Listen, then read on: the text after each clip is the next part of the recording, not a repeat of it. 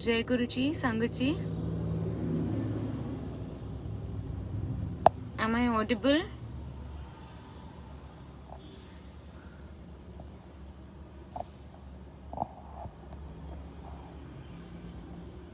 जय गुरु जी, संगत जी, am I audible?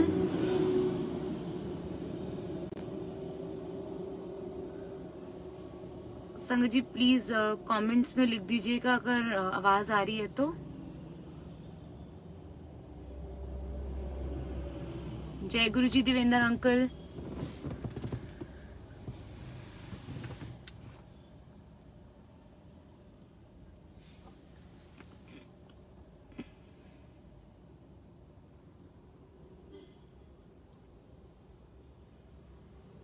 आवाज आ रही है अंकल?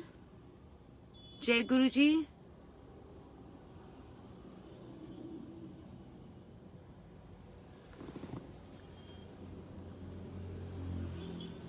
जय गुरु जी, Anjali aunty.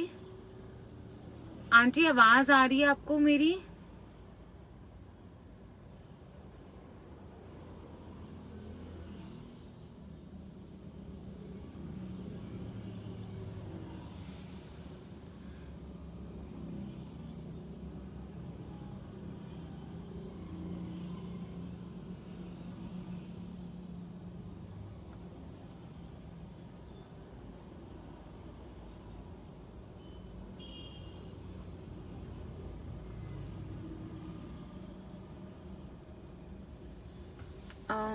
Okay, if I am audible. Aunty मैं अपना सत्संग स्टार्ट करूं या थोड़ी और संगत का जुड़ने का वेट करूं?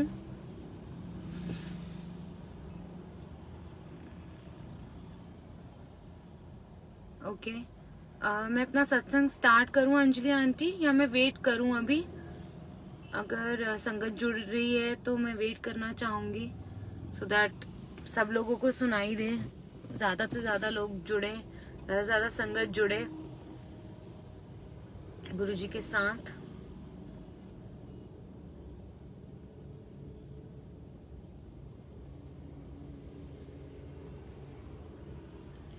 बहुत बहुत शुक्राना मालिक का जो आज ये घड़ियां नसीब में आई हैं मेरे। ये दिन बहुत स्पेशल है। थैंक यू गुरुजी, शुक्राना गुरुजी, आपका बेहद बेहद शुक्राना गुरुजी। अभी मैं अपने ऑफिस से निकली हूँ। मेरी पूरी जिंदगी गुरुजी को समर्पित है और गुरुजी, अभी मैं वो भजन सुन रही थी गाड़ी में बैठते ही जो चला, तू मेरा जीवन आसरा, मैं एक जी रही तेरे सहारे। ये बिल्कुल सच है, गुरुजी के सहारे ही हम सब जी रहे हैं। पर मेरी तो जिंदगी सिर्फ और सिर्फ गुरुजी के ही सहारे चल रही है।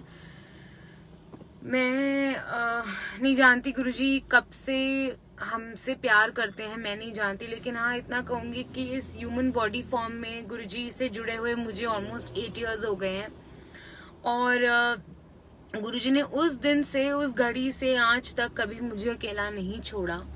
नो मैटर जितना भी बुरा वक्त मेरे साथ आया हो या कुछ भी हुआ हो, पर गुरुजी ने कभी भी अकेले नहीं छोड़ा है।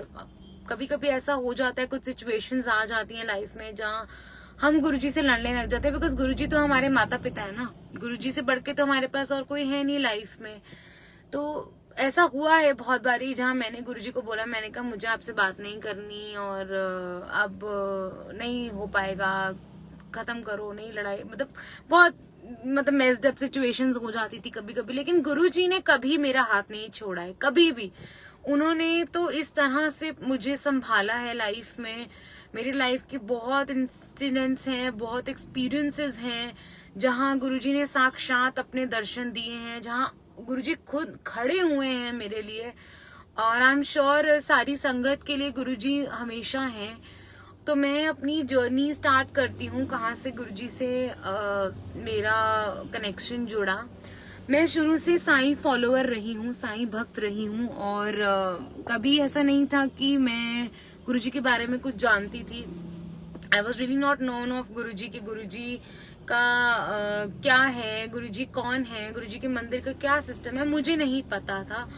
तो मेरी मदर को एक्चुअली मेरे दोनों पेरेंट्स गुरुजी के पास हैं आज की डेट में, और दोनों बहुत ब्लेस्ड हैं, बड़े मंदिर में हैं। गुरुजी ने इसका भी साक्षात मुझे दर्शन दिए हुए हैं, इस बात के भी। तो मैं शुक्राना करती हूँ गुरुजी का। आप लोग सोचते होंगे ये कैसी लड़की है, कैसी बेटी है जो अपने माँ बाप के जाने का शुक्राना करती है, लेकिन शायद अगर गुरुजी उस समय अगर ये दुख नहीं देते हमें, जो दुख जहां से मैं अपनी जर्नी आप लोगों को बता रही हूँ, स्टार्ट कर रही हूँ, अगर वो दुख शायद मेरी लाइफ में नहीं आता तो मैं गुरुजी से नहीं जुड़ पाती। मैंने गुरुजी को मतलब गुरुजी ने बहुत ही नेड़े होकर मुझे अपने साथ लगाया। मैं एक बहुत ब्लेस्ड सोल समझती हूँ अपने आप को। मैं बहुत लकी हूँ, बहुत फॉर्चुनेट हूँ जो गुरुजी ने अपने पास खुद बुलाया मुझे। तो संगत जी, ये बात है 2013 की, जब मेरी मदर को कैंसर डायग्नोज हुआ था। एंड वो एक she was the only case in my family. हमें कैंसर के बारे में कुछ भी नहीं पता था, सिर्फ सुनते थे कि कैंसर कोई बीमारी होती है, लेकिन क्या होता है ये तो तब पता चला जब एक्चुअल में वो हमारे घर कर गई, हमारे घर आ गई। तो my mother was very young at that time, लेकिन and she was the only case in my family. हमें कुछ नहीं पता था कि कैंसर क्या होता है। तो ट्रीटमेंट स्टार्ट करी, अच्छे से अच्छे हॉस्पिटल में लेके गए, अच्छे से अच्छे डॉक्टर से हमने कंसल्टेशंस ली मम्मा की। तो एक रिलेटिव है हमारे, उन्होंने, वो गुरुजी के सेवादार हैं, वो फ्राइडे को मंदिर में उनकी सेवा लगती थी। 2013 की बात मैं आपको बता रही हूँ। तो उनकी सेवा लगती थी और उन्होंने हमें बोला कि आप एक बारी बड़े मंदिर लेके चलो। मतलब मैं अपनी मॉम के साथ, वो हमारे घर आए थे मेरी मॉम का पता करने के लिए। तो मैंने कहा नहीं हम ऐसे नहीं जा सकते, हम नहीं जाएंगे। तो उसके बाद भी जैसे वो फॉलो अप, जैसे कभी फोन वगैरह करते थे हालचाल पूछने के लिए मम्मा का, तो उन्होंने फिर भी 3-4 बार उनको दोबारा बोला मेरी मम्मा को कि आप ना आप जरूर जाओ बड़े मंदिर, आप जरूर जाओ। तो we are 2 sisters and I am the elder one. तो मेरी सिस्टर तब स्टडीज कर रही थी, शी वॉज इन कॉलेज। तो I was the only one, I was working at that time, और मैंने अपनी जॉब छोड़ दी थी बिकॉज मम्मा के लिए कोई ना कोई केयर टेकर उनके साथ परमानेंट होना बहुत जरूरी था। तो मम्मा ने मुझे बोला कि शगुन, पता नहीं मेरे दिल से आवाज आ रही है कि हमें ना गुरुजी के पास जाना चाहिए। तो आई सेड मम्मा प्लीज आप आप भगवान को घर में बैठ के याद करो, दिल से याद करो, भगवान हर जगह हमारे साथ होते हैं।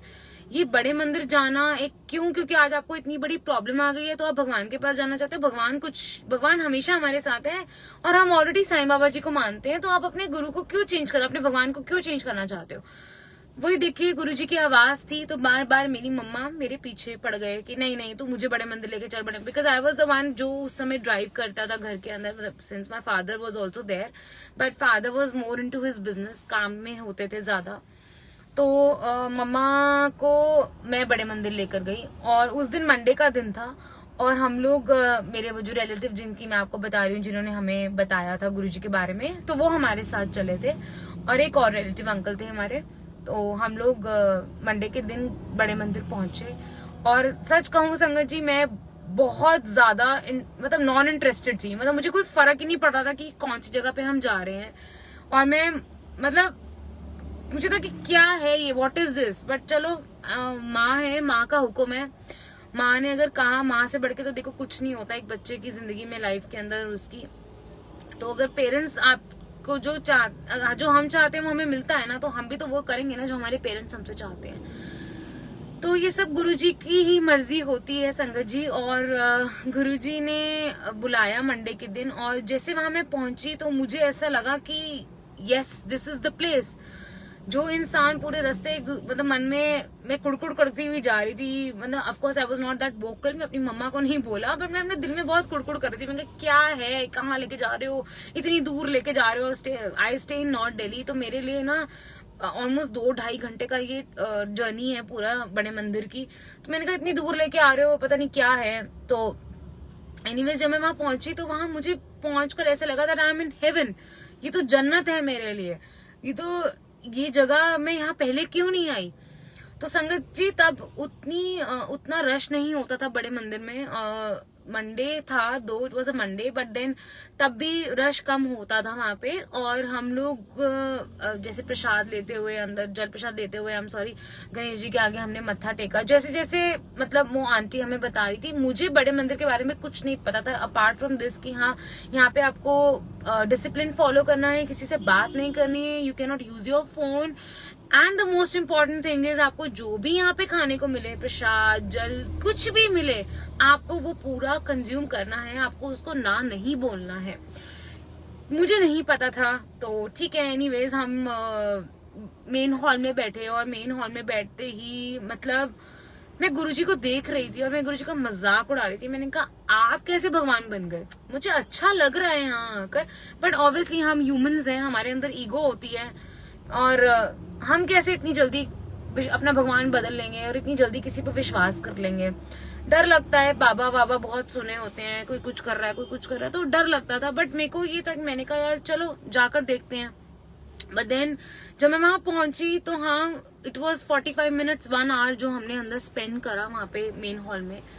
और मैं बस यही बोली जा रही थी, मैंने कहा मुझे नहीं पता, बट हाँ कुछ वाइब्रेशंस फील हो रही हैं यहाँ पे मेरे को, और कुछ ना कुछ पावर है यहाँ पे। बट ठीक है, ब्लाइंडली फॉलो कर रहे थे। बाहर निकले, बाहर निकल के प्रसाद खाया। और संगत जी, मेरी मॉम की ना कीमोस चल रहे थे उस समय। कीमो आई थिंक फर्स्ट या सेकंड कीमो उनकी हो चुकी थी जब हम बड़े मंदिर पहुंचे।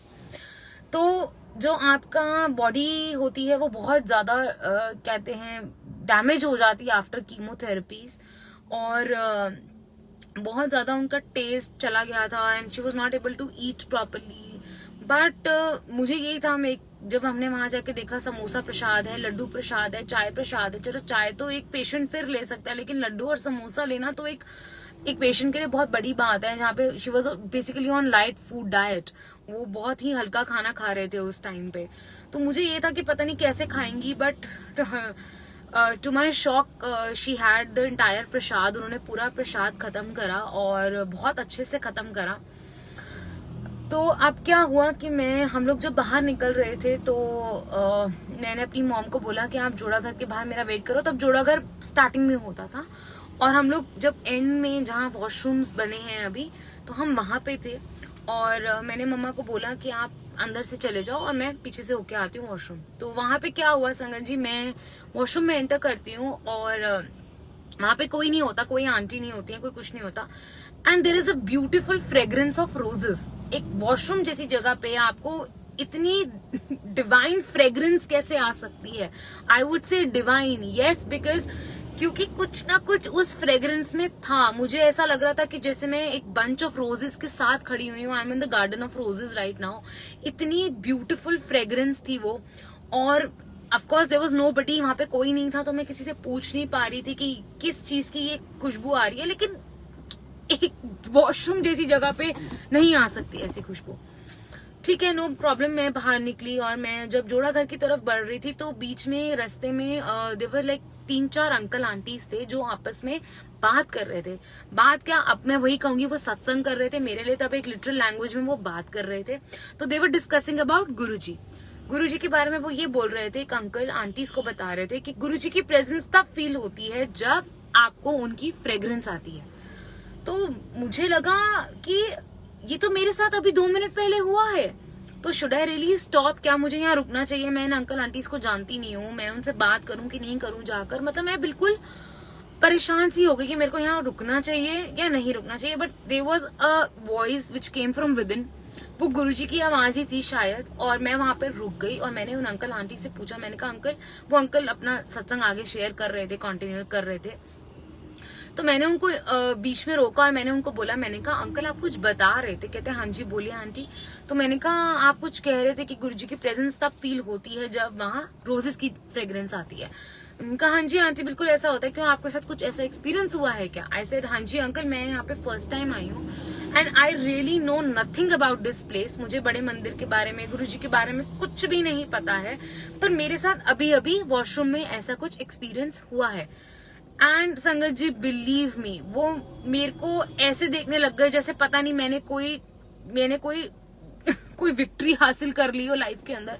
सो ऐसे कहते वाओ आंटी आप तो बहुत ब्लेस्ड हो, आपको नहीं पता आज आपको क्या मिला है यहाँ से, आज आप फर्स्ट टाइम आए हो, आपको तो गुरुजी ने ब्लेस कर दिया। तो मैंने मन में कहा गुरुजी ने मुझे ब्लेस कर दिया, मुझे क्यों ब्लेस करेंगे गुरुजी, मैं तो अपनी मॉम के लिए यहाँ पर आई हूँ, मेरे को तो ये है कि वो ठीक हो जाए, अगर उनकी डेस्टिनी में ठीक होना। लेकिन ऑनेस्टली संगत जी मैंने गुरुजी से, भगवान जी से तब भी कुछ नहीं मांगा था। और मैं ठीक है, मतलब हम हर कोई बच्चा मांगता है सबके लिए, अपने पेरेंट्स के लिए, हाँ, पर ऐसा नहीं कि मैं भाई मांग मांग के थक गई कि Guruji please, sorry Sai Baba ji please मम्मा को ठीक कर देना, ये कर देना, वो कर देना। मैं तो सिर्फ मम्मी की खुशी के लिए बड़े मंदिर गई थी, ऑब्वियसली गुरुजी ने ही बुलाना था। लेकिन फिर अंकल, मैं I will come back to the same point जो अंकल मुझसे कह रहे थे। तो अंकल ने मुझे बोला आंटी आपको नहीं पता आप कितने ब्लेस्ड हो गए हो, अब ना आप यहाँ आते रहना। तो मैंने बोला अच्छा ओके नो प्रॉब्लम। पर मेरे मन में एक ही पॉइंट था कि मैं यहाँ वापस क्यों आऊं, मैं तो अपनी मम्मी को एक बार यहाँ लेकर आई हूँ, चलो प्रसाद खाएंगे और ठीक है। मतलब मुझे नहीं पता था कि यहाँ से तो जर्नी ऐसी शुरू हो जाएगी लाइफ की जो कभी खत्म ही नहीं होगी। एंड उसके बाद से continuously every Thursday, Friday, Saturday, मतलब थ्राइस इन अ वीक, 3 बारी एक हफ्ते के अंदर गुरुजी हमें वहां बुलाते थे और हमें ब्लेस करते थे। मैं हूँ, मेरी मॉम हो, मेरी सिस्टर हो, कभी कभी मेरे फादर भी होते थे, पर गुरुजी ने वहां से हमारी जर्नी स्टार्ट कर दी। उसके बाद I think with in 1 month और 2 मंथ्स मेरी, क्योंकि वहां से हमने जैसे आपको बताया हम लोग कॉन्टिन्यूअसली जाने लग गए और गुरुजी ने हमें जोड़ना था, तो बहुत अच्छी अच्छी संगत से गुरुजी ने हमें मिलवाना शुरू कर दिया। कोई हमें किसी तरीके का प्रसाद देता था, कोई किसी तरीके की ब्लेसिंग देता था। मतलब मम्मा से सब मिलते थे, सब उनको कोई ना कोई ब्लेसिंग देते थे। ऑब्वियसली वो देने वाले, again I am telling you, वो गुरुजी होते हैं और कोई नहीं होता। गुरुजी किस रूप में हमारे सामने आ जाए हमें नहीं पता। गुरुजी मम्मा को ब्लेस करते गए। तो एक दिन कहीं से फिर मेरी मॉम के दिमाग में आया कि शगुन लोगों के घरों में सत्संग होते हैं। जैसे कि मैंने आपको बताया कि हम बहुत संगत से जुड़ते गए, तो हम लोग सत्संग भी अटेंड करने लग गए थे तब। तो कभी कहीं से इनवाइट आ जाता था, कभी कहीं से गुरुजी बुला लेते थे, कभी कोई सेवा देते थे। मतलब वो टाइम इतना अच्छा है। मतलब आज भी अगर मैं याद करती हूँ 8 साल पहले को, तो मैं वो जो जर्नी जहां से स्टार्ट हुई गुरुजी के साथ, वो बहुत ही ब्यूटीफुल थी, बहुत ही ब्यूटीफुल। मतलब एक एक पल, एक एक क्षण जो हमने उनके साथ बिताया है वो इतना सुंदर है संगत जी, इतना, मतलब उसको मैं वर्ड्स में एक्सप्रेस नहीं कर सकती। लेकिन बस एक ही बात कहूंगी, शुक्राना मालिक का, शुक्राना है, बेअंत शुक्राने हैं। मैं तो उनका हाथ कभी ना पकड़ती, लेकिन उन्होंने तो मेरा हाथ ऐसे पकड़ लिया। मैंने कहा ना गुरुजी ने मुझे चुना, मैंने गुरुजी को कभी नहीं पकड़ा, गुरुजी ने ही मुझे चुना। मैं कभी भी इंटरेस्टेड नहीं थी, पर धीरे धीरे उस माँ की, मेरी माँ की बीमारी की वजह से ही हम गुरुजी से जुड़े। तो बहुत बहुत शुक्राना उस चीज का, मालिक का। अब मैं आपको बता रही हूँ, जब हमें 1.5-2 महीने हो गए थे गुरुजी से जुड़े हुए, तो मेरी मम्मा के दिमाग में आया कि हम लोग एक सत्संग करते हैं अपने घर में। तो मैंने मम्मा को बोला, because she was not well, तो यही था कि सारी तैयारी मुझे या मेरी सिस्टर को करनी पड़ेगी। मेरी सिस्टर भी मुझसे काफी छोटी है, तो कहीं ना कहीं ऐसा था कि ऑलरेडी बीमारी चल रही है, इतना हम लोग, बिकॉज हॉस्पिटल भी जहाँ से ट्रीटमेंट चल रहा था वो भी बहुत दूर है घर से, तो ऑलरेडी इतना बर्डन चल रहा है, इतनी डाइट फॉलो करनी है, मेडिसिन हैं। तो इस समय सत्संग कहाँ से माइंड में आ गया। मैं फिर अपनी मॉम से लड़ी, मैंने कहा मत करो, नहीं बेटा करना है, शी से नहीं करना है। फिर वही बात, गुरुजी की मर्जी से बढ़ के तो कुछ नहीं हो सकता। उन्होंने हमें कैसे ब्लेस करा। अब ये हुआ कि हमारी एक डेट फाइनलाइज हुई in the month of May. हम गुरुजी के पास जब पहुंचे थे वो अप्रैल था, अप्रैल 2013, और मई में गुरुजी ने मेरी मम्मा के दिमाग में ये बात डाल दी कि तू सत्संग कर। तो मुझे नहीं पता था कि सत्संग कैसे होता है, क्या करना होता है। बड़े मंदिर जाते थे, किसी न किसी संगत से पूछते थे, कोई कुछ ना कुछ बता देता था, तो हम वो कर लेते थे, हमें कुछ भी नहीं पता था।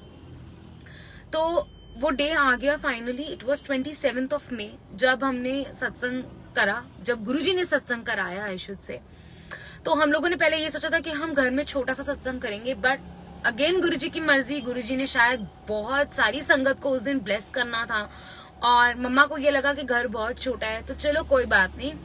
इतनी बीमारी, एक बीमारी में इंसान एक ग्रैंड लेवल का सत्संग कैसे ऑर्गेनाइज करने का सोच सकता है, नहीं सोच सकता।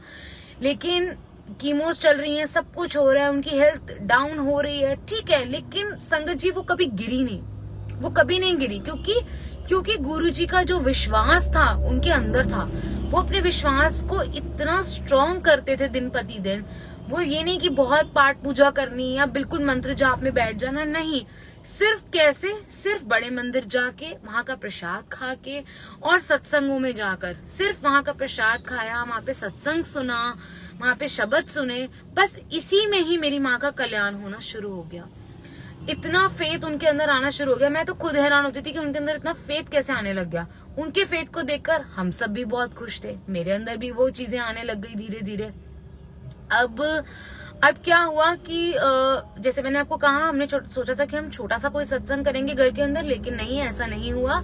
गुरुजी की मर्जी कुछ और थी। गुरुजी ने ग्रैंड लेवल का सत्संग कराया और हमने एक मंदिर, जो जैसे मंदिर के भवन होते हैं, वहां पर हमने सत्संग ऑर्गेनाइज करने के लिए डिसाइड करा। अब क्या था कि अब हमने धीरे धीरे केटरर फाइनल करा, डेकोरेशन के लिए फाइनल करा।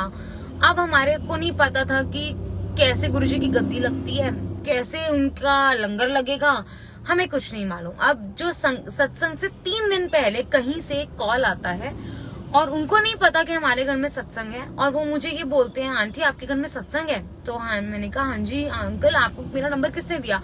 कहते आप ये कहो कि गुरुजी ने दिया। जय गुरुजी, शुक्राना गुरुजी। तो गुरुजी ने उन अंकल को मेरा नंबर दिया, एंड बिलीव मी संगत जी, वो पूरी की पूरी सेवादार की टीम लेकर हमारे घर पहुंच गए। सबकी ड्यूटीज डिवाइड हो गई कि कौन क्या करेगा, और हमें कुछ कुछ भी नहीं, मतलब मुझे तो कुछ पता ही नहीं था कि हमें कुछ करना भी होता है।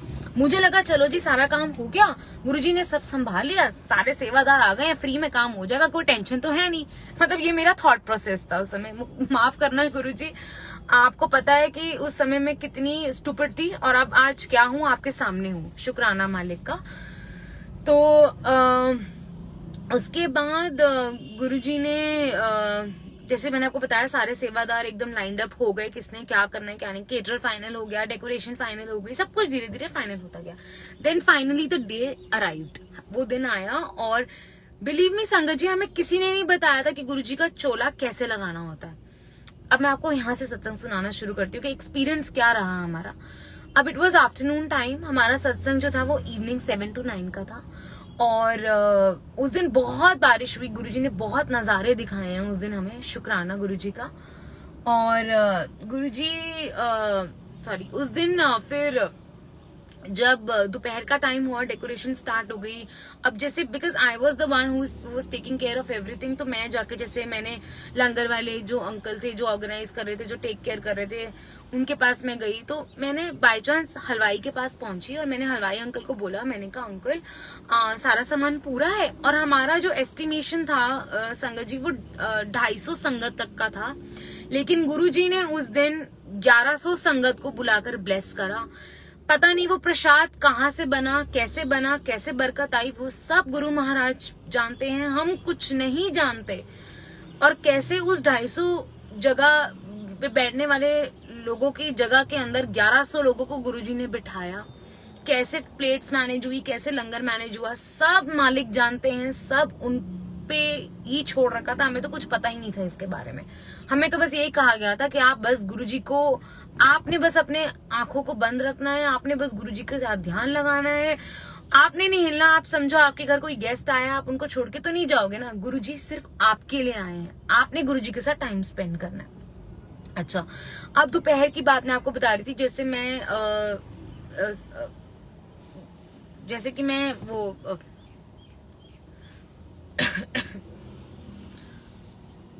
हलवाई अंकल से मेरी बात हुई, तो मैंने हलवाई अंकल को बोला कि अंकल सारा सामान पूरा आ चुका है? तो अंकल ने कहा हाँ आंटी सब कुछ आ चुका है, लेकिन शायद आटा कम पड़ जाएगा। तो मैंने कहा अच्छा ठीक है। आप, it was I think the 1:30-2 बजे के आसपास का टाइम होगा, और बिल्कुल मंदिर के सामने ही हमारी मार्केट है, और मार्केट में ही आटे की चक्की है। तो 2-2:30 बजे, मैंने आपको बताया 1:30-2 बजे का टाइम होगा वो। तो उसके बाद वो मेरे दिमाग से वो बात निकल गई, ऑनेस्टली वो बात मेरे दिमाग से निकल गई, और मैं भूल चुकी थी। और उसके बाद हमने जैसे सारी बाकी की डेकोरेशन देखी, बाकी का सारा अरेंजमेंट देखा कि क्या चल रहा है क्या नहीं चल रहा। बीच में उसमें 2-3 बार मैं घर आना जाना भी करा, तो टाइम कहाँ गया मुझे नहीं पता चला। अब क्या हुआ, 3:30 बज चुके थे और आंटी जो दरबार लगा रही थी उन्होंने मुझे बोला कि शगुन आंटी आप चोला दे दो। मैंने कहा आंटी मेरे पास कोई चोला नहीं है, मुझे लगा आप लोग लेकर आओगे। तो उन्होंने कहा नहीं नहीं आंटी आपको ये बात पता नहीं है कि जिसके घर का सत्संग होता है चोला तो वही लगाते हैं। तो मैंने कहा अच्छा तो कैसा चोला चाहिए आपको? कहते कोई भी आप सूट ले आओ, कुछ भी ले आओ, नया सूट ले आओ गुरुजी के लिए और हम वही गद्दी पे लगा देंगे। तो मैं घर गई, मैंने अपनी मॉम को बोला, मैंने कहा मम्मा कोई नया सूट दे दो। तो मम्मा ने कहा नहीं नहीं शगुन मेरे पास कोई नया सूट नहीं है, कुछ नहीं है मेरे पास तो नया, हमें पता ही नहीं था, अब इतने शॉर्ट नोटिस में हम कहाँ से नया सूट अरेंज करके लाएंगे। तो कहीं से मेरी मॉम को याद आया कि एक सूट पड़ा है नया ही से है, बस मैंने उसको एक ही बार पहना है, तो एक काम कर तू वही ले जा। तो मैं लेकर आती हूँ जहाँ पे सत्संग था मंदिर में। तो आंटी वो चोला लगाने की कोशिश करती हैं। बिलीव मी संगत जी, गुरुजी वो चोला एक्सेप्ट ही नहीं करते। He was not accepting that Chola. Aunty ने मुझे बोला शगुन आंटी ऑलरेडी हमें आधा पौना घंटा हो चुका है, गुरुजी ये चोला एक्सेप्ट नहीं करेंगे, आप प्लीज घर जाओ और कुछ और लेकर आओ। मैंने अपनी मम्मा को कॉल करा, मैंने कहा मम्मा गुरुजी ने एक्सेप्ट नहीं कर रहे चोला, आप बताओ क्या करना है। मम्मी कहती मुझे नहीं पता, मैं घर में बीमार बैठी हुई हूँ, मुझे क्या मालूम कि क्या करना है क्या नहीं करना, तू देख तुझे क्या करना है। मैं घर पहुंचती हूँ, मैंने मम्मा को बोला अच्छा हमने उनके जितने भी 4-5 नए सूट थे जैसे भी था विद दुपट्टा विद एवरीथिंग, तो मैं वो लेकर निकल गई। मैं दोबारा मंदिर पहुंची, हमने 4-5 चोले ट्राई करे, 4-5 चोले ट्राई करे और कोई भी चोला गुरुजी ने एक्सेप्ट नहीं करा। अब फ्रॉम नोवेयर 1 घंटे के बाद मेरी मम्मा का कॉल आता है एंड शी टोल्ड मी शगुन मुझे ना एक सूट याद आया, मैं एक नया सूट लेकर आई थी और वो ना अंदर ही पड़ा हुआ है, तो तू फटाफट आ जा, वो हम उसमें से निकाल लेते हैं और तू ना वो ले जा, शायद वो चोला बन जाए। तो संगत जी जब मैं वो घर से लेकर निकल रही होती हूँ तो उसी समय गुरुजी की डिवाइन फ्रेग्रेंस मुझे आ जाती है। शुक्राना गुरुजी, मतलब गुरुजी ने पहले ही दिखा दिया, पहले ही घर से निकलते ही मुझे बता दिया कि अब मैं यही चोला पहनने वाला हूँ। और संगत जी बिलीव करिए शायद 10 मिनट के अंदर अंदर वो पूरी गद्दी हमारी सज गई जो पिछले 2.5 घंटे से नहीं सज रही थी। तो मालिक ने किस तरह से अपने लिए हर चीज सोची होती है, हमारे लिए हर चीज सोची होती है, ये उन्हीं का ही कहते हैं ना, ये इतनी ऐसी चीजें हैं जो हम शायद शब्दों में बयान भी नहीं कर सकते। ये उन्हीं के ही करिश्मे हैं, ये उन्हीं के ही नजारे हैं। तो शुक्राना मालिक, शुक्राना बहुत बहुत आपका। और अब जैसे कि दरबार लग गया और 5 बज चुके हैं, 5 साढ़े 5 भी बज चुके होंगे शायद, यही टाइम होगा ऑलमोस्ट। तो एकदम से मुझे कहीं से याद आता है कि ओ माय गॉड मैं तो आटा ऑर्डर करना ही भूल गई हूँ, और अब कब आटा गूंदेगा, कब उसकी रोटियां बनेंगी, कैसे हो पाएगा प्रसाद, कैसे पूरा हो पाएगा। और मैं अंदर से इतनी घबरा गई कि अब मैं क्या करूं। तो मैं फटाफट 5:15 साढ़े 5 का टाइम हो गया होगा और मैं फटाफट उस आटे के चक्की वाले के पास पहुंचती हूँ और मैं एकदम से ना उसको बोलती हूँ भैया फटाफट से ना 10 किलो आटा पीस दो मेरे सामने। कहते आप वही हैं जिनके यहाँ पे सत्संग हो रहा है? तो मैंने बोला जी हाँ जी भैया मैं ही हूँ वो। तो कहते ये लो आपका आटा तो पहले से पिसा हुआ है।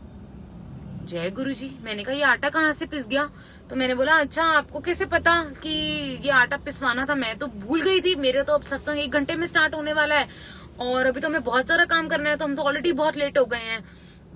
तो कहते नहीं आप ही के तो वहां से कोई आया था बोलने के लिए। तो मैंने कहा कौन आ गया बोलने? तो मैंने उन सेवादार अंकल को जिनकी लंगर की सेवा थी, मैंने उनको कॉल करा। मैंने बोला अंकल आप कोई आए थे? कहते नहीं आंटी हमें तो इस जगह के बारे में कुछ पता ही नहीं, हमें तो पता ही नहीं कौन सी चक्की है, कौन है क्या नहीं है। मैंने 1-2 जगह और फोन घुमाया, मेरे को लगा कहीं शायद कोई हमारी फैमिली में से या कोई होगा जो उस आटे की चक्की पे पहुंच गया। तो उन्होंने कहा नहीं आप हम में से कोई भी नहीं है, हमने तो आपको रिस्पॉन्सिबिलिटी दी थी, आप बताइए आटा रेडी नहीं हुआ अभी तक। तो मैंने कहा नहीं अंकल एक्चुअली मैं आटे की चक्की पे खड़ी हूँ और आटा के साथ मतलब मेरे साथ कुछ इंसिडेंट है, मैं अभी आपसे बाद में बात करती हूँ। मैं उन अंकल जो चक्की के ओनर है मैंने उनसे बोला, मैंने कहा अंकल आपको कैसे पता? कहते आपका नाम बताओ, आपका नाम शगुन है? मैंने कहा जी आपको कैसे पता? तो कहते कि अभी से 2 घंटे पहले एक अंकल आए थे, एक आदमी आया था, उन्होंने ऐसे बोला मुझे कि एक आदमी आए थे, गोरे से थे, बहुत सुंदर उनका फेस था और गंजे थे, वो आकर मुझे बोल के गए थे कि ऐसे ऐसे ना शगुन आंटी आएंगी, उनको ये 10 किलो आटा आप दे देना। तो मेरे तो पैरों तले जमीन खिसक गई। मैंने कहा ये कौन हो सकता है। मैंने अपने फोन में से गुरुजी का स्वरूप दिखाया एंड बिलीव मी संगत जी, मैंने उनको बोला, मैंने कहा अंकल क्या ये थे? उन्होंने कहा हाँ जी आंटी, आई एम सॉरी, हाँ जी आंटी नहीं बोला उन्होंने मुझे, उन्होंने कहा हाँ जी यही वो अंकल थे जिन्होंने आकर मुझे ये बात बोली थी कि ऐसे ऐसे शगुन आंटी आपके पास आएंगी और आपने उनको ये आटा देना है। तो बहुत बहुत शुक्राना मालिक का। देखो मालिक कैसे आपसे पहले पहुंचकर आपके सारे कारज सवार देते हैं। बहुत बहुत शुक्राना मालिक का। अब मैं एक और सत्संग सुनाऊंगी अपना। ये सत्संग मेरी मॉम का सत्संग है। जैसे कि मैंने आपको शुरू में बताया कि वो बहुत ज्यादा कनेक्टेड हो गए थे, तो ये थोड़ा सा इमोशनल सत्संग होगा, बट शायद गुरुजी की यही आ गया है, तो पता नहीं किसका कल्याण इस सत्संग से होना है, तो मैं वो बताऊंगी आप लोगों को। उससे पहले एक छोटा सा और सत्संग सुनाती हूँ मैं। मेरे अंकल का, मेरी मैरिज का सत्संग है ये, मैं इसको बहुत शॉर्ट में सुनाऊंगी।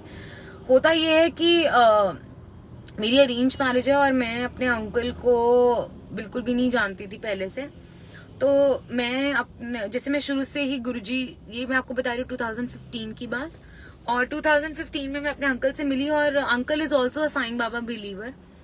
पर 2013 से 2015 में गुरुजी ने अपने चरनी ऐसे लगा लिया मुझे कि मैं अब उनके अलावा किसी का नाम जप ही नहीं सकती अपनी लाइफ के अंदर।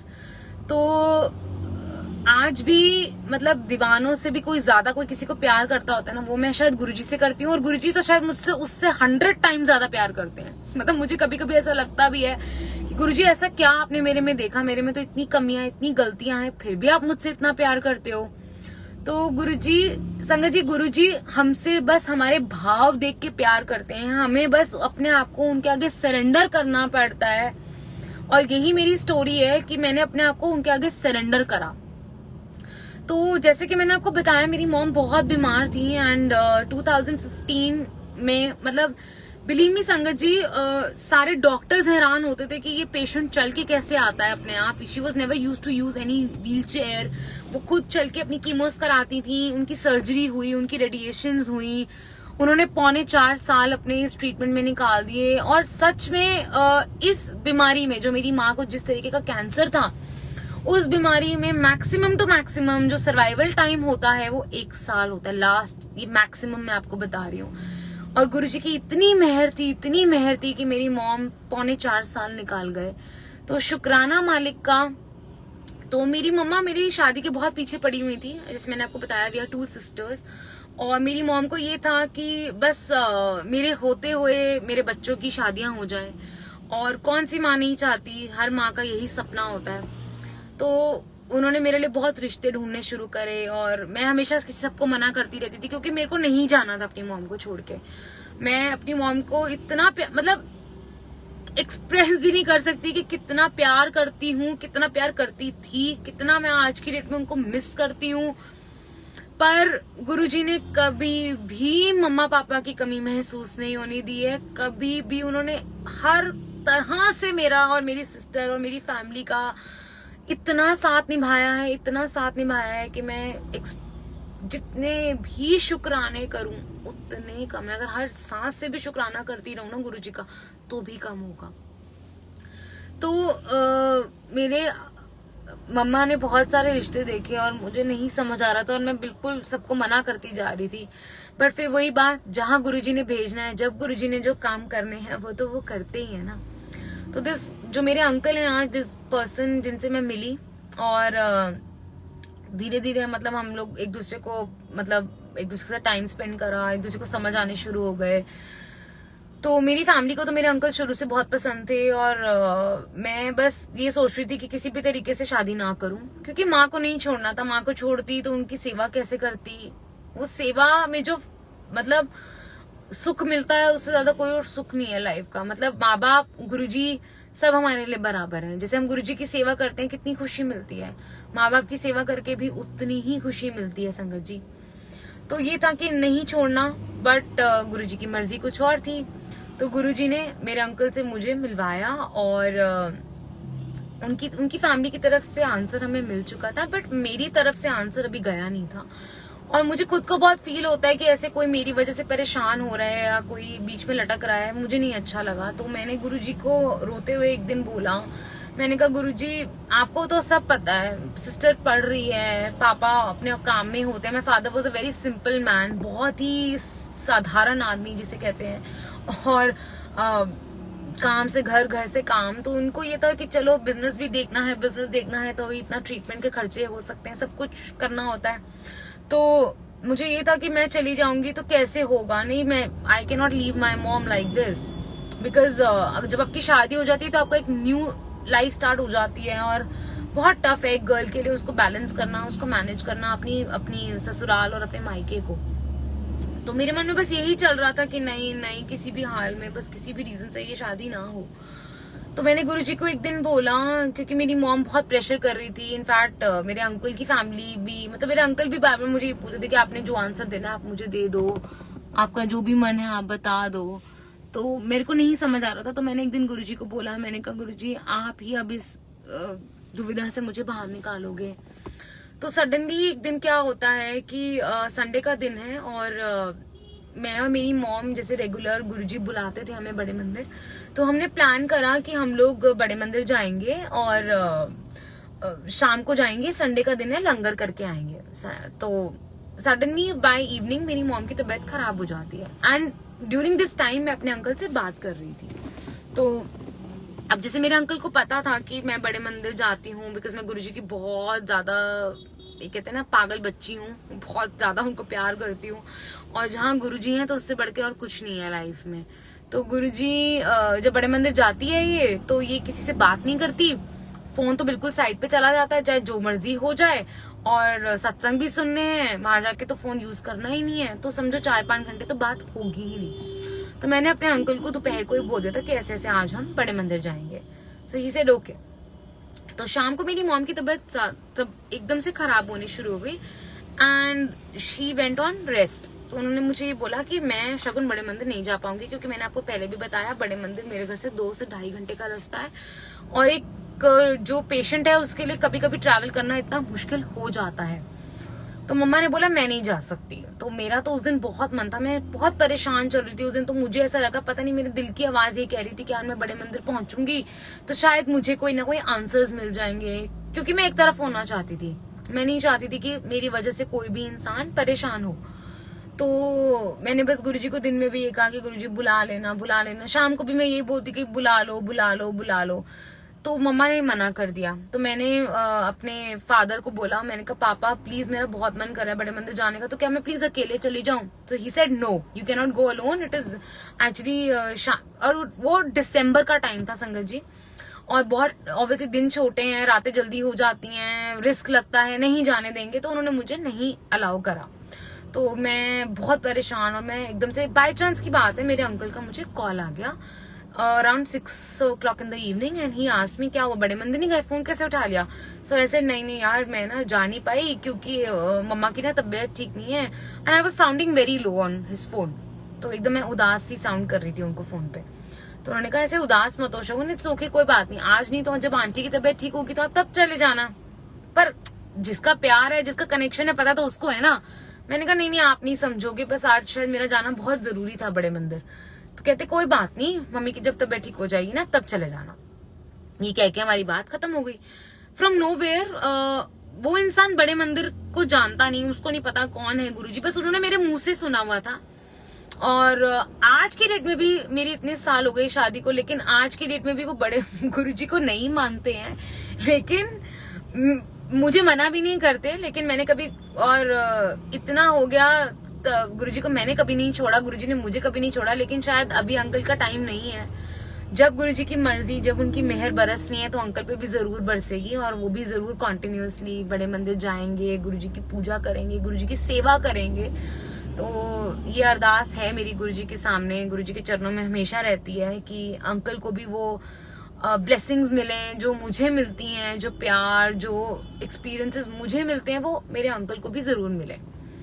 तो कमिंग बैक टू दैट सत्संग that day, from nowhere that my uncle called me up at 7:30 कि शगुन अगर आप माइंड ना करो तो क्या मैं आपके साथ आपके बड़े मंदिर चल सकता हूँ? तो मेरे को तो लगा वाओ, मतलब ये तो ऐसे लग रहा था कि मैं तो क्लाउड 9 पे पहुंच गई हूँ, इससे ज्यादा तो कुछ जिंदगी में खुशी नहीं मिलेगी मुझे कभी भी। तो मैं बहुत खुश हूँ। मैंने अपने पेरेंट्स को बोला, मैंने कहा mama papa, and he said okay, my father said okay, go with him, no problem, but make sure that you take your sister along. तो मेरी सिस्टर मेरे साथ गई। Excuse me, sorry. तो हम लोग रास्ते में थे और मैंने गुरुजी के बारे में, मंदिर के बारे में अपने अंकल से कोई बात नहीं करी। बस उनको इतना समझाया था जो मुझे पता था फर्स्ट डे पे, कि आप लंगर पूरा करना, बात नहीं करना, फोन मत यूज करना, बस दैट्स इट। और कोई डिसिप्लिन नहीं मैंने उनको बताया था। तो हम अच्छा संगत जी, हम लोग 8-8:15 बजे घर से निकले और मैंने कहा कि 2 से 2.5 घंटे लगते हैं वहां पहुंचने में। तो मैं बस गुरुजी से यही प्रे कर रही थी कि गुरुजी अगर हम आज नहीं पहुंचे, क्योंकि मेरे को ये लग रहा था कि यार this guy is so sweet, ये सिर्फ मेरे लिए बड़े मंदिर जा रहा है और ये खुद तो वहां नहीं जाता, ये खुद उस जगह को नहीं मानता, ये सिर्फ मेरे लिए जा रहा है। तो गुरुजी आज प्लीज आप इसको जरूर ब्लेस करना। पता नहीं ये कौन है, ये मेरी लाइफ में आगे रहेगा भी कि नहीं रहेगा, आपने मिलवाया है तो कोई ना कोई रीजन होगा, लेकिन प्लीज मेरे मन में सिर्फ एक ही चीज थी कि आप इस लड़के को जरूर ब्लेस करना। तो मैं बस एक ही प्रार्थना कर रही थी और पूरे रास्ते की, गुरुजी प्लीज संडे का दिन है, हम लेट हो जाएंगे, ट्रैफिक मिलेगा, 10 बज जाएंगे, मंदिर में एंट्री नहीं मिलेगी, कुछ भी करो आज तो अंदर घुसा देना। संगत जी हम लोग पूरे 9:30 गेट पे खड़े हुए थे, शुक्राना मालिक का। और बहुत रश था उस दिन, बहुत रश था। और बस हम लोग जैसे ही एंटर करते हैं, उस टाइम एंटर करते ही साईं बाबा जी का भजन चलता है। आई वॉज शॉक्ड, क्योंकि मैं 3 सालों से बड़े मंदिर आ रही हूँ और मैंने आज तक कभी भी साईं बाबा जी का भजन नहीं सुना। Then why today it was just for him. तो I was literally into tears, क्योंकि कनेक्शन है ना गुरुजी से। तो गुरुजी का तो आप सब समझते हो, आप गुरुजी को समझते हो, गुरुजी आपको समझते हैं। तो मैं बड़ी हैरान, मैंने कहा वाह गुरुजी आज तो आप बड़े नजारे दिखा रहे हो, क्या बात है। जैसे ये पहुंचा आपने इसके साईं बाबा के भजन चला दिए, वाह भाई वाह। तो 10 मिनट हो गए, 15 मिनट हो गए, बहुत रश था, लाइंस बहुत धीरे धीरे चल रही थी। तो अब क्या होता है पता नहीं, मेरा ना एकदम आंखें बंद करके कनेक्शन लगता है गुरुजी से। और मैं गुरुजी को एक ही बात बोलती हूँ कि गुरुजी दिल तो कर रहा है इस लड़के से शादी कर लूं, बट जवाब आप ही दोगे, आंसर आप ही का ही आएगा। आप यहीं से आज ही मुझे प्लीज जवाब देके भेजना, प्लीज। तो अब क्या होता है संगत जी, हम लोग बढ़ते हैं आगे और अभी हम बाहर ही खड़े होते हैं, लाइंस में ही चल रहे होते हैं। तो एक भजन है सदा मासूम आंटी का, शुक्राना करके। तब मैंने वो भजन कभी नहीं सुना हुआ था और एकदम से वो भजन चलता है जिसमें ये लाइंस आती हैं, ये लिरिक्स हैं, ये वर्ड्स हैं कि तेरी रहमत से मैं दुल्हन बनूं, तेरी रहमत से मेरा गृह प्रवेश हो, तेरी रहमत से मेरी नई जिंदगी की शुरुआत हो। देन फ्रॉम ग्रूम साइड कि तेरी रहमत से मैं दुल्हा बनूं, तेरी रहमत से मेरी खुशियां शुरू हो, एंड ऑल दैट। तो मैं को मेरा आंसर मिल गया और मैं बहुत तेज रोने लग गई। और ही वॉज शॉक्ड कि ये रो क्यों रही है, क्या हो गया इसको। तो मैंने बोला कोई बात नहीं, आप बस चुप रहो, यहाँ पे कोई बात नहीं करनी, मतलब मुझे मेरा आंसर मिल चुका था। और चुप रही मैं। फिर उसके बाद मैंने, फिर हम तो इंसान है ना, मैंने ना फिर गुरुजी को बोला, मैंने कहा गुरुजी इतना रश है, मुझे पता है ऐसा पॉसिबल तो होगा नहीं, क्योंकि ऐसा कभी हुआ ही नहीं कि हम एक ही फैमिली के लोग एक ही थाली में लंगर करें, कभी भी नहीं होता ऐसा। तो मैंने ना, लेकिन स्टूपिड तो हम होते ही हैं, तो मैंने गुरुजी को बोला, मैंने कहा गुरुजी एक तो आपने मेरे को आंसर दे दिया, लेकिन एक और कंफर्मेशन दे देना, अगर हम दोनों एक ही थाली में लंगर करते हैं तो ये मेरे हैं, he is mine, I will say yes to him right away. तो ओके नो प्रॉब्लम। हम लोग क्या करते हैं संगत जी, जैसे मैंने कहा बहुत रश था और मतलब बहुत भीड़ हुई थी, तो हम लोगों को फटाफट जैसे लंगर के लिए बिठाया, तो मुझे बिठा दिया और मेरे अंकल को आगे भेज दिया। तो अब क्या हुआ कि हम लोग की ना थाली में 3 संगत थी, एक मैं थी, एक अंकल थे और एक आंटी थी। तो एकदम से ना मेरे अंकल को जैसे आगे भेज दिया और मैंने देखा, मैंने कहा चलो यार अब तो नहीं आएंगे वापस, अब तो कोई और ही अंकल आंटी हमारे साथ ज्वाइन करेंगे, इसका मतलब नहीं है इनके साथ मेरी शादी नहीं हो सकती, कोई बात नहीं, जो गुरुजी की मर्जी, शुक्राना मालिक का। तो उसके बाद ना पता नहीं कहाँ से 3-4 मिनट के बाद मेरे अंकल हमारी थाली में आके बैठ जाते हैं। तो होता ये है कि अंकल, जो सेवादार अंकल होते हैं, वो पहले इनको आगे भेजते हैं और फिर कहते हैं नहीं नहीं आप ना पीछे आइए, आप इसी थाली में बैठ के खाइएगा। शुक्राना मालिक का। तो गुरुजी ने वहां से आंसर दिया, वहां से अंकल और मेरी नई जर्नी स्टार्ट हुई। बहुत बहुत शुक्राना है मालिक का। अब मैं आपको बताऊंगी कि शादी मेरी जो डेट्स डिसाइड हुई थी वो नेक्स्ट ईयर की हुई थी, अक्टूबर की, लेकिन मेरी मॉम की तबीयत बहुत खराब हो गई थी and she was not able to, मतलब उनके ब्रेन में कैंसर चला गया था लास्ट में and it was a multi organ failure when she died. तो बहुत ज्यादा परेशानी होने लग गई और एकदम से उनकी तबीयत बहुत बहुत जिसे कहते हैं ना डाउन होने लग गई थी और हमें बहुत डर लग रहा था कि शादी की डेट तक तो ये नहीं रुक पाएंगे। I went to my doctor, I mean her doctor, and he said Shagun आप जितनी जल्दी हो सकता है अपनी शादी कर लो, ये नहीं सरवाइव कर पाएंगे तब तक, जो गुरुजी की मर्जी। तो संगत जी अब हुआ ये कि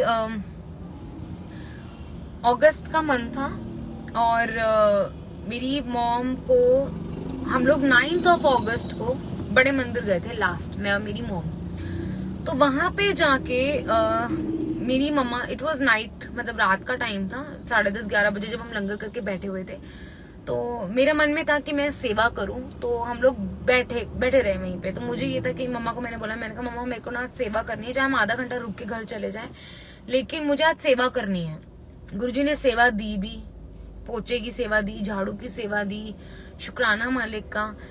और मैं अगर सेवा कर रही होती हूँ और उधर से मेरी मम्मा कुटिया के बाहर जाके खड़ी हो जाती हैं, 10 मिनट हो गए, 15 मिनट हो गए, 20 मिनट हो गए, मतलब मैं सेवा तो कर रही थी पर मेरा ध्यान मम्मा की तरफ भी था क्योंकि वो अकेले थे, हम दोनों ही थे बस। तो मैं मम्मा को देख रही थी और मम्मा कुटिया के बाहर खड़ी हुई थी और मैं उनके पास गई और मैंने बोला, मैंने कहा मम्मा यहाँ से उठ चलो ना, बहुत देर हो गई आपको यहाँ खड़े हुए, अपना साइड पे बैठ जाओ, मैं आराम से सेवा कर लेती हूँ, मैं पोछा मार लेती हूँ, आप आराम से बैठ जाओ प्लीज। तो कहती है नहीं नहीं मैं नहीं बैठूंगी। तो आई सेड क्या हो गया आपको? तो एक्चुअली उनके ब्रेन में प्रॉब्लम थी, तो मुझे लगा शायद कोई प्रॉब्लम तो नहीं एग्रीवेट हो रही, एकदम से वो उनको ना गुस्सा आ जाता था बहुत जल्दी। तो मुझे लगा पता नहीं क्या हो गया है। तो मैंने कहा क्या हुआ है आपको? तो कहती है मुझे ना यहाँ से ना मौत की खुशबू आ रही है। I said what are you saying, मौत की खुशबू का क्या मतलब होता है?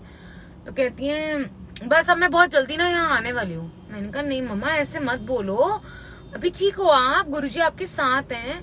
और एक्चुअल में संगत जी तब तक मम्मी की इतनी तबीयत खराब नहीं हुई थी, ये तो विद इन डेज उनकी हालत इतनी खराब होनी शुरू हो गई। और उस दिन से लेके आखिरी पल तक जहाँ पे गुरुजी ने मेरी मॉम को लेकर गए, ये वहीं से उनकी जर्नी स्टार्ट होती है, जहां हर दिन, हर रात, हर पल गुरुजी ने अपने दर्शन दिए मेरी मॉम को और किस तरह से उनको ब्लेस करा है मैं आपको वही बता रही हूँ। तो उसके बाद वो कहती हैं कि मुझे मौत की खुशबू आ रही है, मैं भी यहीं आने वाली हूँ। तो कहीं ना कहीं कुछ ना कुछ करके then we came back home और नेक्स्ट डे ऑनवर्ड्स मेरी मॉम की तबीयत बहुत ज्यादा खराब होनी शुरू हो गई। वो पूरी रात सोती नहीं थी, पूरी रात जागती थी, उनको ब्रेन में कैंसर था, 6 रातें उन्होंने अपनी आंखें नहीं बंद करी। It was a dreadful situation for all of us. हम उनको इस तरीके से देख नहीं पा रहे थे और रोना, मतलब रोना तो बहुत छोटा वर्ड है, पर गुरुजी की जो मर्जी।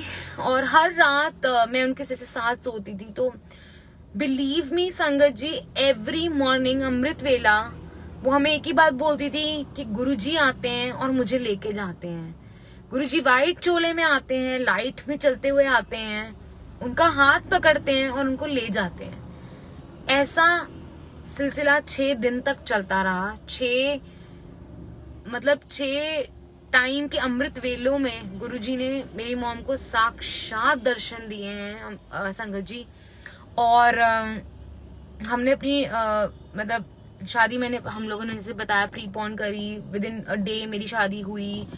मम्मी की तबीयत बहुत खराब थी, बहुत मुश्किल से उन्होंने मेरे फेरे अटेंड करे एंड ऑल दैट। तो शादी के नेक्स्ट दिन से ही शी वॉज हॉस्पिटलाइज्ड और उनकी सिचुएशंस बहुत आउट ऑफ कंट्रोल होती जा रही थी। बस ये था कि जब तक गुरुजी ने उनके श्वास बख्शे हुए हैं तब तक तो रहना ही है। उनका ट्रीटमेंट चल रहा था।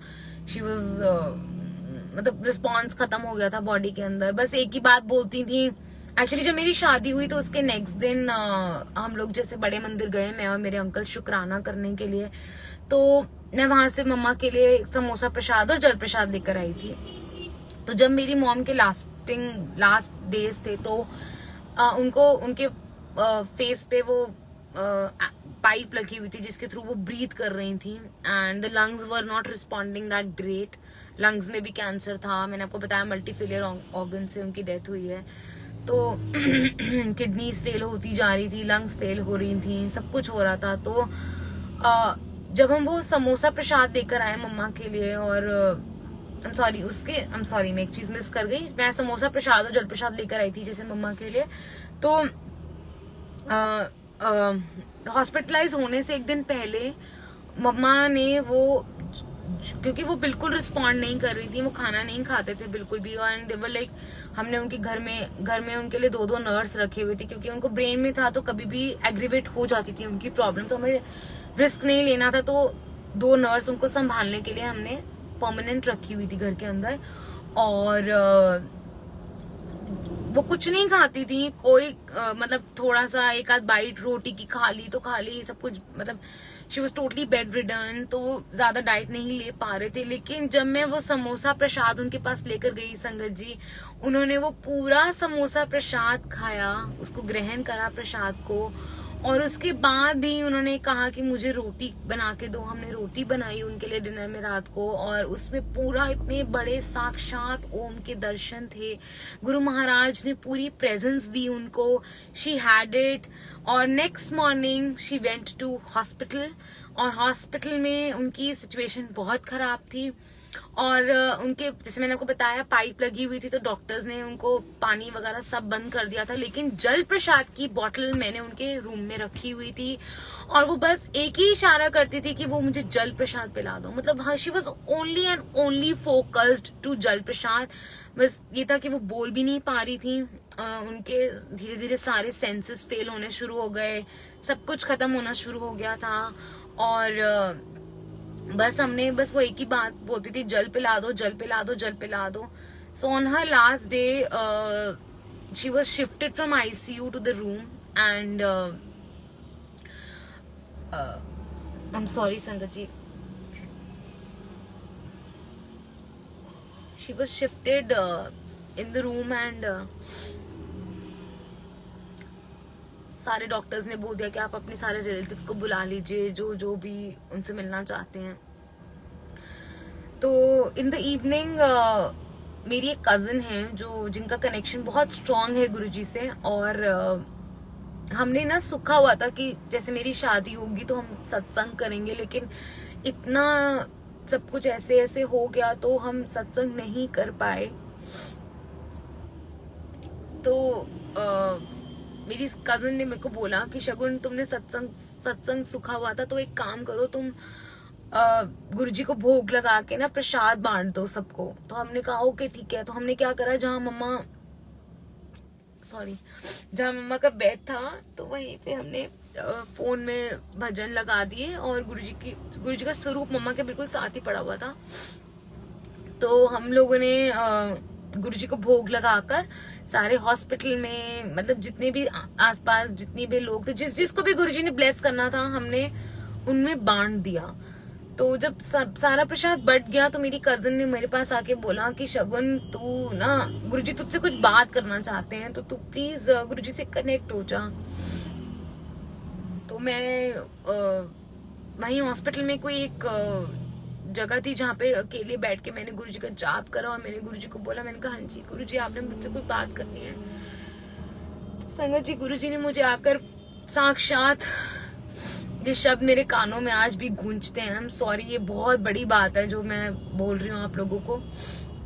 गुरुजी ने आके मेरे को साक्षात बोला कि हुन मैं तेरी मां नू ले जाना। It was a very tough moments for me. मैं मुझे ऐसा लग रहा था क्या मैं सही सुन रही हूँ, मैं जो सुन रही हूँ क्या वो सच है। पर गुरुजी ने एक ही बात बोली कि द मोमेंट उन्होंने मेरे को बोला कि जो प्रसाद तुमने मुझे भोग लगाया है ना, जिस मिनट पे तुम्हारा वो प्रसाद खत्म होगा ना, मैं तुम्हारी माँ को ले जाऊंगा, तेरी मानू में ले जाना है। It was in proper Punjabi. और मैं एकदम चुप, आई वॉज नम्ब कि मैं क्या बोलूं क्या नहीं बोलूं। मेरे ऐसा लगा था मेरी वेन्स बिल्कुल बंद हो गई हैं, मेरे सेंसेस काम करने बंद हो चुके हैं।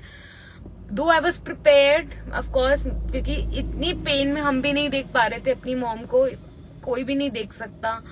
बहुत टफ टाइम था, बहुत टफ लग रहा था कि कैसे होगा, पर ये होना था। और गुरुजी कैसे, देखिए मैंने आपको बताया कैसे मम्मा को लेके जाते थे, और मम्मा हमें बताती भी थी कि गुरुजी आ रहे हैं मेरे को लेने, गुरुजी आ रहे हैं मेरे को लेने। हम कहते थे नहीं नहीं यार, इनके दिमाग में कोई प्रॉब्लम है, ये बीमार चल रहे हैं, इनको शायद नहीं पता, इनको ऐसा लगता है may be she is hallucinating, उनको कहीं ना कहीं वो ड्रीम करती होंगी, इमेजिन करती होंगी, लेकिन गुरुजी नहीं आते। लेकिन कैसे गुरुजी लेकर गए मेरी माँ को, और वही हुआ। मैं उस प्रसाद को खाना नहीं चाह रही थी, कौन खाना चाहेगा, लेकिन गुरुजी की मर्जी थी। तो मेरी एक रिलेटिव आंटी हैं, वो एकदम से उठ के मेरे को बोलती हैं सब कुछ हो गया है सब, मतलब मम्मा एकदम रेस्ट, आंखें उनकी बंद थी, she was very much there. और सडनली पता नहीं मुझे अंदर से आवाज आती है कि ए जल नू फड़ ते शरीर ते ला दे। कैसे गुरुजी ने मुक्ति करवानी थी।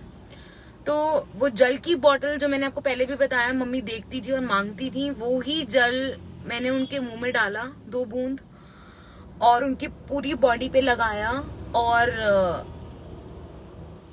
वो प्रसाद हमने खत्म करा, और बिल्कुल मेरी आंखों के सामने गुरुजी मेरी माँ को ले गए।